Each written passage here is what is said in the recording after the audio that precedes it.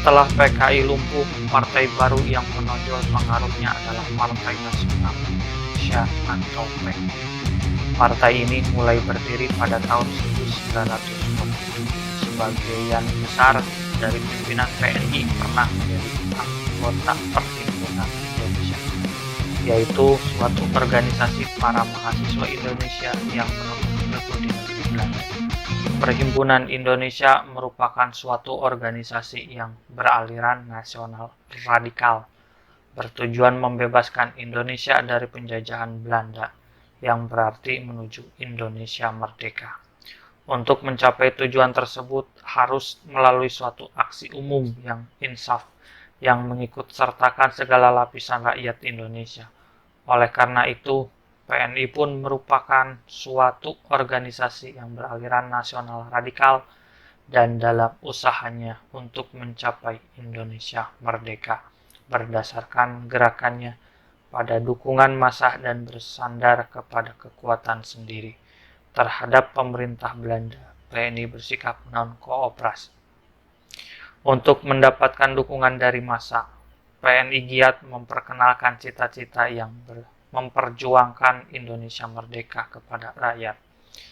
Pada masa itu, rakyat Indonesia yang kehidupannya memang sudah buruk semakin dipersulit lagi dengan terjadinya krisis ekonomi dunia yang pengaruhnya meluas ke Indonesia. Sedangkan di tengah-tengah bangsa Indonesia yang hidup dalam keadaan tertekan dan serba kekurangan itu, bangsa Belanda sebagai penguasa hidup dan serba kecukupan dan kemewahan.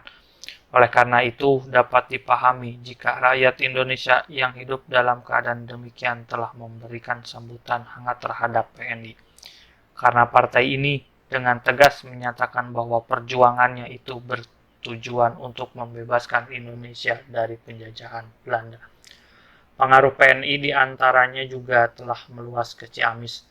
Hal ini dapat terjadi karena keadaan buruk sebagaimana dialami oleh rakyat yang hidup di Ciamis.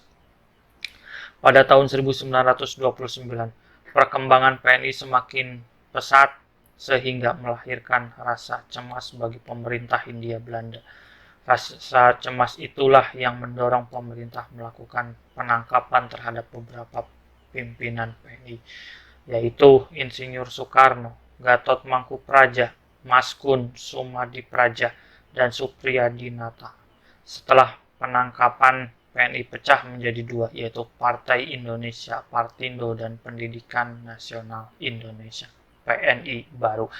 Di antara kedua pecahan PNI tersebut yang masih ada pengikutnya di Ciamis ialah Partindo. Partindo merupakan partai politik yang bersifat non-kooperatif sehingga kegiatannya dibatasi oleh pemerintah Hindia Belanda.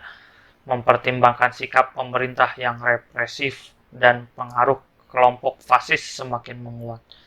Pada tahun 1937, Partindo diubah menjadi organisasi baru yang bersikap kooperatif dan diberi nama Gerakan Rakyat Indonesia.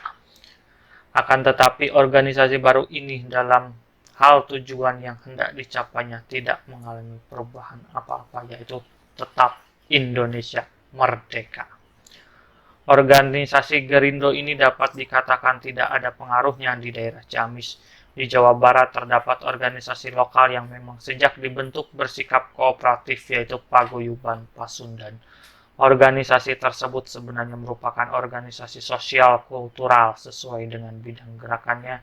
Pada tahun 1936, Paguyuban Pasundan mendirikan sekolah Pasundan di kota Ciamis. Organisasi terkenal lainnya yang juga bersikap kooperatif ialah Partai Indonesia Raya, Parinda.